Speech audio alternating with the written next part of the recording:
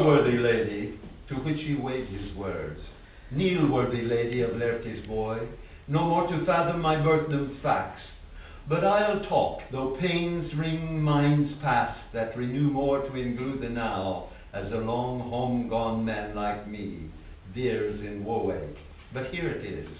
Crete's a fat sea-clasped gleam, where 90-fold towns abound with speech of Greeks.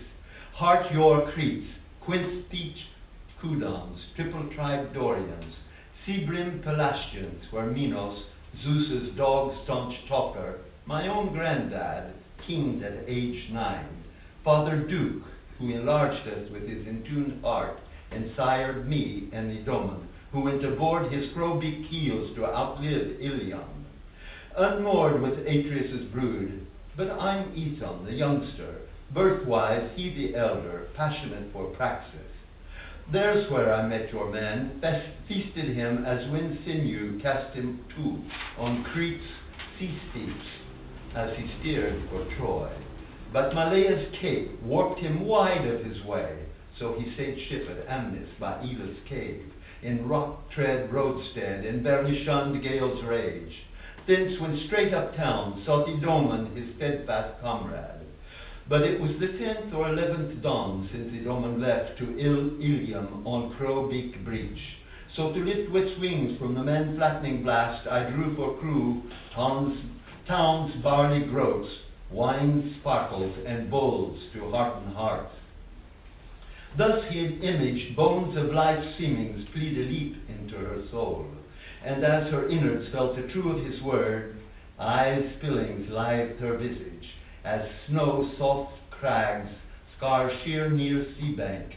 Eurus woos it into air bloom that winds dusk imbue earth husk, and on reaching her hearing's field, eyes wet paths in tear cast, while sorrows enhance her cheeks as she laments her man sitting at her side. Moving him mid-mood as her heart consumed such ruth, his eyes steeled, hard as staghorn, with tremorless lids hid his tears. But his nearness eased her heart as a willy-wop wisp of wind. But I must verify facts. If you emblissed him as his god-got crew at your place as you claim, what gear clad him? What manner of man was he, and his shipmates? 10 play wings words interchange. Ah, lady, tough to tell after such spell, 20 years gone. But here's what glows in head's hoard, a bi-ply fleece surcoat, wherein a purple sea glimmered, gripped fast by forged gold grasp, graved in front with the Daedal deed, pierced by a twin-fluted groove of a pied fawn, as it gasped in deer-hound jaws, and awe to all eyes where gold carved the deer-hound at gaze as he squeezed it. Fawn feet struggled to escape. On him a fine tunic with the soft of parched onion skin, sun-sparged. Women's eyes be charmed. Did these guard him under home spars? Did these guard him under home spars or in sea haste? Some shipmate's gift, since with him many broke bread, but few his match. Also from me belt-hung, short-bladed bronze sword, and purple foot-linked twice-plied hemmed kaput.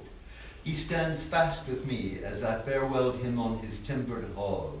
Had a newsman, a bit elder, crumped scapula, swart-curled crisp hair, called Eurybat, liked him best of his crew, since Eurybat's thought braced his own. His words double-stirred clarity in her yearning's grief. At outset, I felt the raw of real regret. Now echo truths as gunwale runes with thole, gave sun-spun throb to spin thread, thrum and thrift, held by the throne gold throning thunder sky, but never again to see him gather his guard yard's gleams, since seaboard fate fixed him in warcraft's crypt and heart-hollowing lure of Ilium, never to be laid on lips. Then he, scathe not the serene Ephesus' wheel, and blame no wife who lost her man, whose linked Lovelace has borne their younglings, though he be not your God-matching man. But wipe your weep, and heed my speak. David Gordon, dame digne d'agenouillement, à quoi il posa ces mots?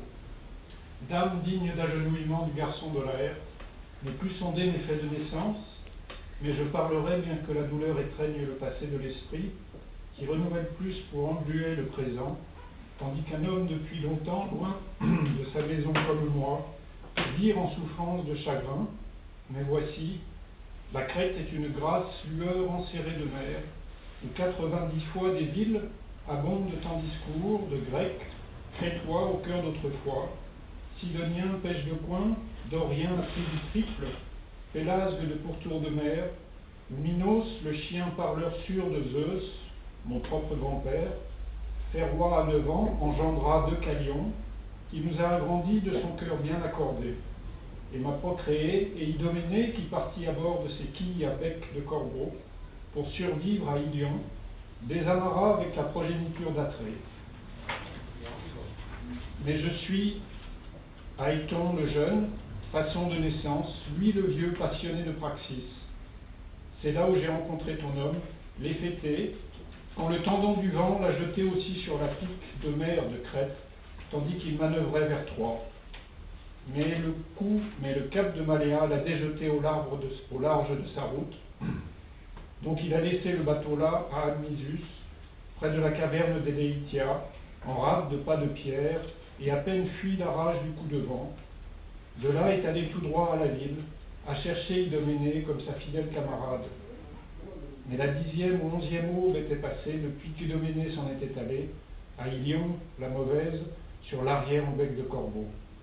Donc pour lever les ailes de l'intelligence, à partir du souffle d'aplatissement de l'homme, j'ai tiré pour l'équipage les grumeaux d'orge de la ville, les pétillements du vin et les taureaux pour regaillardir le cœur. De sorte qu'il a imagé les eaux des semblants de vie, plaidé un saut dans son âme à elle, et tandis que ses entrailles à elle ont senti le vrai de ses mots, les déversements d'yeux assouplissaient son visage. Pendant que la neige amollit les roches à pic, balafre la tonture près du banc de mer, Eurus courtisa cela dans une fleur d'air, que l'obscurité de vent vira à la cosse de la terre, et en atteignant son champ d'écoute, les chemins mouillés des yeux en des vers de larmes, pendant que les chagrins rehaussent ses joues, tandis qu'elle pleure son homme assis à son côté, l'a ému, lui, à demi-humeur, lorsque son cœur à elle consuma une telle pitié.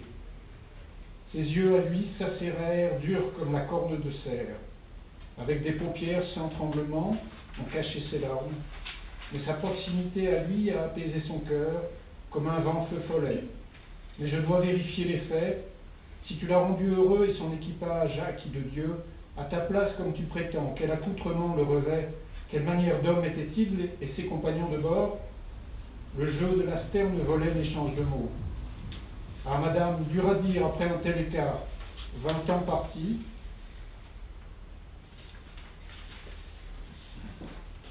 Mais voici ce qui rougeoie dans l'amas de la tête, un surcot de toison à double pli, où un pourpre luisait de mer, serré fermement par une broche d'or forgée, gravé devant avec un fait de dédale, percé d'une pointe à rainure femelle, jumelle, d'enfant bigarré tandis qu'il hoquetait dans la mâchoire du limier. Une frayeur pour tous les yeux, où l'or gravait le limier, regard fixe et tandis qu'il le serrait, les pieds du faon luttaient pour s'échapper. Sur lui une fine tunique, avec le doux de la peau d'oignon desséchée parsemée de soleil, aux yeux des femmes en charme. Est-ce que ces choses-ci le vêtaient sous les espars de chez soi ou en hâte de mer, quelques dons de compagnons de bord, puisqu'avec lui beaucoup ont rompu du pain, mais peu son égal. Aussi de moi, pendu de ceinture, une courte épée de bronze et une capote pourpre, longue aux pieds, pliée de foie, à ourlet. Il se tient ferme avec moi, comme je lui disais adieu sur sa coque en bois. Un journaliste un peu plus vieux, omoplate frappé dur, cheveux bruns crépus, aurait-il appelé Eurybates, le préférait à tout son équipage, puisque la pensée d'Eurybates affermissait la sienne. Ces mots mouvaient double, la clarté dans son envie de chagrin à elle. Au début, j'ai ressenti le cru du regret dévidé. Maintenant, l'écho fait vrai, tandis que le plat-bord fait des runes avec le tollé, a donné une palpitation de soleil tournoyé pour tourner fil, frange et frugalité, tenu par l'or lancé trônant le ciel du tonnerre. Mais ne jamais le revoir, rassembler les glanes du cœur de cloître, les glanes de cour du cloître, puisque le sort du littoral l'a fixé en crypte d'art de guerre, et le leur creusé de cœur d'ilion, jamais à étendre sur des lèvres. Puis lui, ne nuit pas au serein du bien de la face, mais ne blâme pas l'épouse qui a perdu son homme, dont les chants d'amour liés ont fait naître leur jeune, bien qu'il ne soit pas ton homme égal aux dieux. Mais suis ton pleur et considère mes paroles.